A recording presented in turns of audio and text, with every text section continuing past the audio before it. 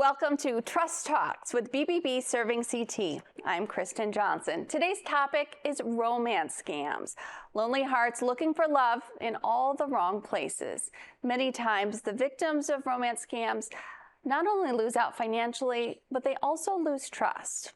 According to the FBI, a romance scam occurs when a criminal adopts a fake online identity to gain a victim's affection and trust. The scammer then uses the illusion of a romantic or close relationship to manipulate or steal from the victim. After a surge in romance scams during the pandemic because of COVID-19 restrictions, the number of romance scams actually continued to increase in the beginning of 2022. In fact, the number of reports of romance scams to BBB's Scam Tracker doubled in 2022. With me today is our guest, Lieutenant Ryan Bissett of the Waterbury Police Department. Lieutenant Bissett, thanks so much for being with us today. Thank you for having me, Kristen.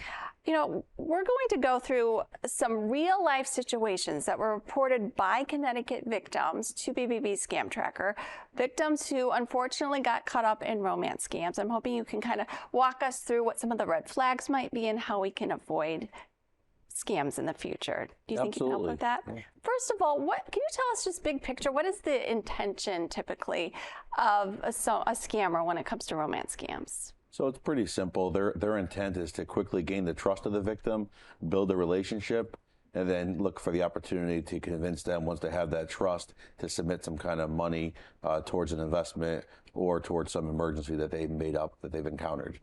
And it's no coincidence that as we've seen a surge in these romance scam reports, we're also at a time when online dating and social media have never been more popular. Can you kind of talk about the part that they have played in this? Yeah, as you mentioned, through COVID, these platforms have provided a great venue for individuals to connect with one another, and at the same time, they've been very attractive to con artists to take advantage of the situation.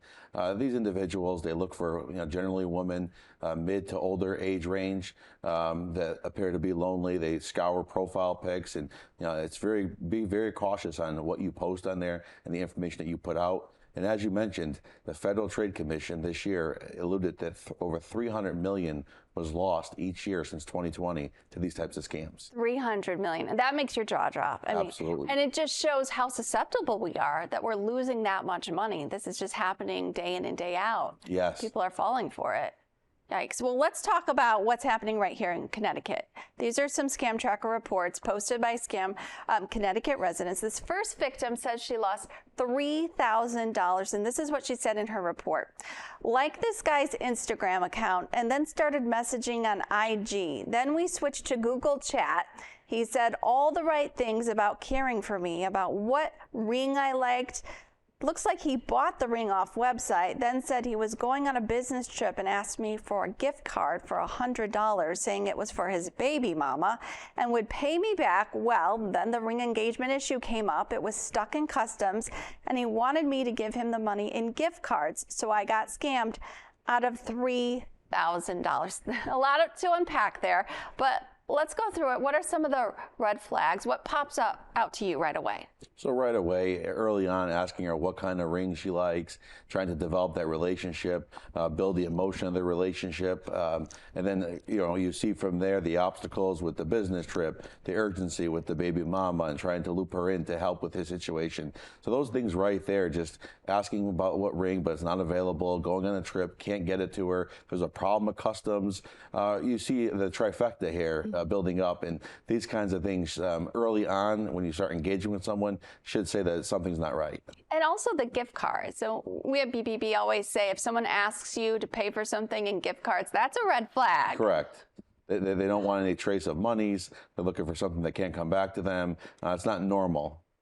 A lot of times these scammers also prey on our emotions, and there's all different scams out there, but this is one of those types of scams where it's easy to ignore the red flags because you're caught up in it emotionally. Yeah, you're correct. You know what? It might be good in these situations if you have someone close that you can trust to share this information with them as an independent, objective person outside of the relationship. They may tell you, hey, this doesn't sound right. Maybe you should do this. And always, the scammers, the con artists, they want to ask you a lot of questions. You got to start asking the questions. start asking questions back when things don't seem right to you, because it's your money, it's your personal information, and you have to be very careful. That's good advice. Let's take a look at another report. This comes from a woman in Connecticut who said she lost $5,000 in a romance scam. Here's her story. I encountered this scammer through an online dating site. We corresponded for a few weeks, and then he asked for a loan, which I foolishly gave him. Of course, his profile and info are all bogus. All I can do at this point is report the info I have on him so that other people are not scammed with this phone number or email address. So what should a person who is looking for love online do to prevent being taken? Look at their profile, look for verified pics, look to see what kind of information was posted. Do your own research outside of the profile. Do a Google search. See what you can find, if this person even exists, if anything's on there. As I mentioned before, ask questions. Never, ever submit any personal information or financial information or money of any kind to someone that you've only met online or over the phone and not in person. You mentioned earlier that women in their 50s and 60s are most often targeted or most susceptible to these types of scams. BBB research has found the same thing. In fact, both of these reports that I just read to you were women in their 50s and 60s. Why is that? Why is this age group being targeted more than younger women? This age group, generally, there's a higher, amount that's divorced. If you're in this age group and you're not with somebody, you might be a little more vulnerable because you're lonely and seeking companionship. And ultimately, women in this age group have had some working years. They have some established savings. They have retirement accounts. They have assets that are very attractive to swindlers. Okay, that makes a lot of sense. So when looking through our scam tracker reports, one that stood out to me probably more than any, just for the sheer amount of money that was stolen, was a case out of New York. This woman there claims she gave a scammer $330,000.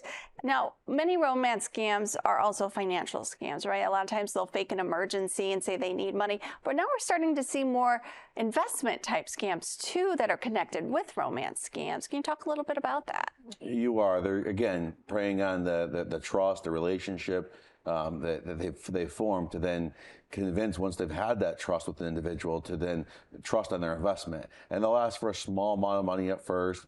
They'll return a little profit to the individual, maybe another little investment, a higher profit. The individual will feel that this is going in the right direction, and then that's when they ask for a significant amount more, and then the excuses start to come. There's restrictions for withdrawals. There's taxes need to be paid. The money can't be taken out at this time. So early on, if you're in a relationship or meeting someone again and you haven't met them in person and they're trying to solicit your money for an investment, flags should go off. There was actually a bulletin posted by the FBI in 2021 in regards to this exact type of scam and the growing trend tied in with romance scams towards investments. So it's something to be aware of. It's happening, and you have to recognize it. So here's what happened to this woman. The scammer approached me through Instagram and quickly after asked for my WhatsApp number for better communication. We got along well, so we became friends, then online boyfriend and girlfriend. He said he lived in LA. He introduced me to investing in crypto. My story is the same as others, where we are being brainwashed and manipulated from our heart to our money, from investing in a small amount of money where the scammer makes sure you make money and withdraw it, to all in. He even persuaded me to borrow money from some banks and family, which I stupidly did. I was being scammed this whole time. I was crying my heart out many times, thinking how stupid I was. This whole time I was chasing after an illusion. I realized why some people decided to take their lives when they were in this kind of situation. It was very, very hard to take, and you feel suffocated. Now, when we talk about these scams, these women being targeted, the first thing we think about is the financial impact, but there's also a real emotional impact. Sometimes that's even worse than the financial impact. Yeah, I agree, Kristen, and a great point. In these types of situations, they're very difficult to process because you've lost your hard-earned, whether it be retirement money, college savings for your kids. That money's gone, and you're trying to cope with that. At the same time, this illusion of a relationship that you were involved in is also gone. So I think it's very difficult for victims in these cases to process these losses, and definitely a time when you want to have some kind of counseling and maybe also speak to financial advisors to help a pathway to move forward. So let's go over, you've mentioned a few different tips and tricks to avoid these scams, but I don't know if you have any others, or let's just kind of go through them one by one. What do we need to do to avoid romance scams? So just on the things we talked about, I think you have to use caution when you're on these sites. If someone's messaging you, look at their pics, see if it's verified, look at what information they post, do your own research, ask a lot of questions about them. And we always say if something's not right, or you don't think it's right, it's probably not. Trust your instincts, share information with a close family member or friend if you don't think it's right. And also, if you do end up meeting anybody, always meet at a public place. Let someone know that you're meeting them, where you're going. If you haven't met this person before, if you're going to talk to them over the phone, I recommend using a Google Voice number to disguise your personal information, your own number. And again, I can't stress enough how important it is to never give out any of your personal financial information, no matter what kind of investment you're being told, no matter what kind of emergency is being proposed. Don't give it out. Don't become a victim to this crime. And as it's said before, if it sounds too good to be true, it most likely is. Got to try to step out, take your heart out of it, take Yes. that emotion out of it, and try to think clearly about what's being requested of you. And it's really unfortunate because I know many people that have dated and gotten married to people they met online. So, I mean, it is a good avenue for some people. You just have to keep your guard up. It is. And a lot of these dating sites, like the Match Group, who oversees Tinder and other sites, they've recognized this. They've taken steps to partner with law enforcement and financial advisors to do in-depth messaging, provide alerts and safeguards to help, because they don't want to see their customers become victims to these kinds of crimes either. That's not what the platform was designed to do. So if someone does get caught up in a romance scam, obviously we want them to report it to BBB Scam Tracker. Should they also go to the police? I mean, are there any other avenues to report something like this? Yeah, you can always report it to your local police department and the Federal Trade Commission, which regulates this type of fraudulent financial activity. Are there any chance that they're going to get their money back? It's very difficult cases to investigate. These individuals are masked. Their computers are disguised. It's a tedious investigative process. In some cases, it can be recovered, but at the least you want to make a report of it to create an awareness to others and share the information out there so that someone else doesn't become a victim. Exactly. Lieutenant Ryan Bissett with the Waterbury Police Department. Thanks again for being with us My pleasure, today. Kristen. Thank you. And tackling this important topic. Better Business Bureau also has a few additional suggestions to avoid romance scams. Do your research. Many scammers steal photos from the internet to use in their dating profiles. You can do a reverse image lookup using a website like Google Images to see if the photos on a profile are stolen from somewhere else. Ask specific questions about details given in a profile. A scammer may stumble over remembering details or making a story fit. Never send money or sensitive personal information to someone you've never met in person, just as Lieutenant Bissett told us. Cut off contact if someone starts asking you for financial or personally identifiable information like your credit card number or social security number. And be very suspicious of requests to wire money or use a prepaid debit card. These are scammers' favorite ways to send payments because, like cash, once the money is gone, it can't be recovered. And if you encounter a romance scam, or any scam for that matter, report it to BBB Scam Tracker at bbb.org/scam tracker. That way you can warn others. If you encounter a romance scam, cut off all contact with the perpetrator by blocking their accounts and their phone number, and then report it to BBB Scam Tracker at bbb.org/scam tracker to warn others. We'll be right back after this.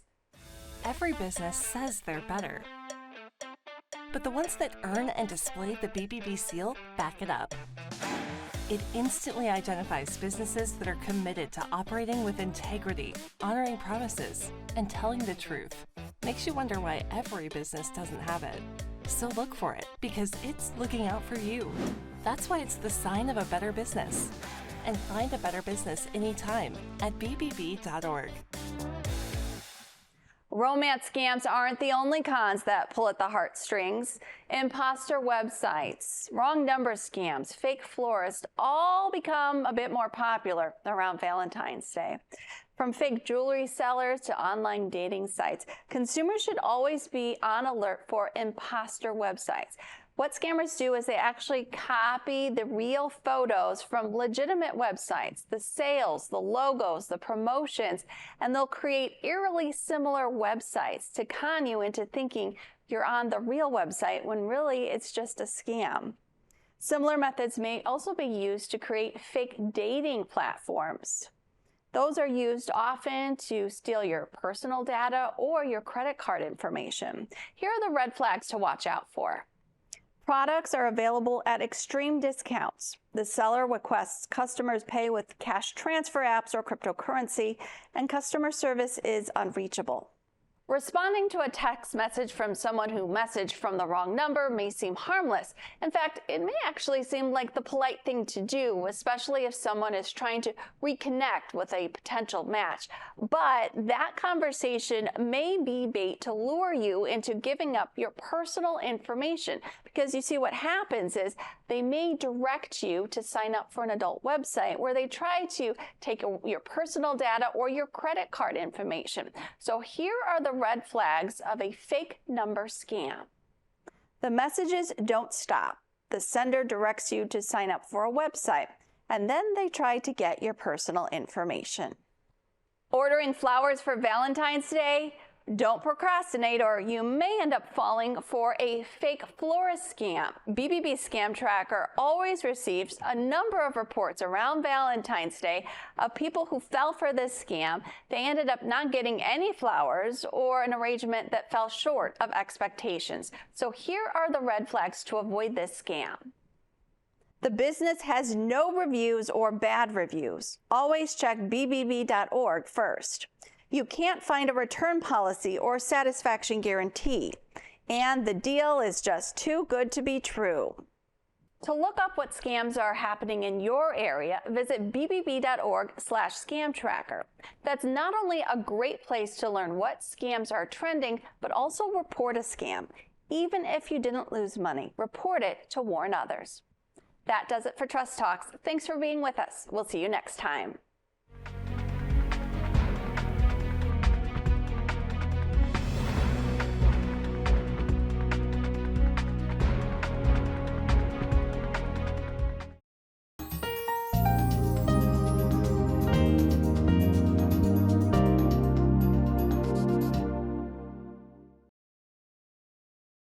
The Saybrook Fish House in Canton has been serving fresh seafood, chicken, and steak entrees for 34 years, offering 3 cozy dining room settings, a newly renovated pub with craft beer, wine by the glass, specialty cocktails, and a lighter fare menu. Open for lunch and dinner 7 days a week. Reservations accepted for parties of 2 to 42, and gift certificates are also available. The Saybrook Fish House, nestled at the crossroads of Route 44, 202, and 179 in Canton.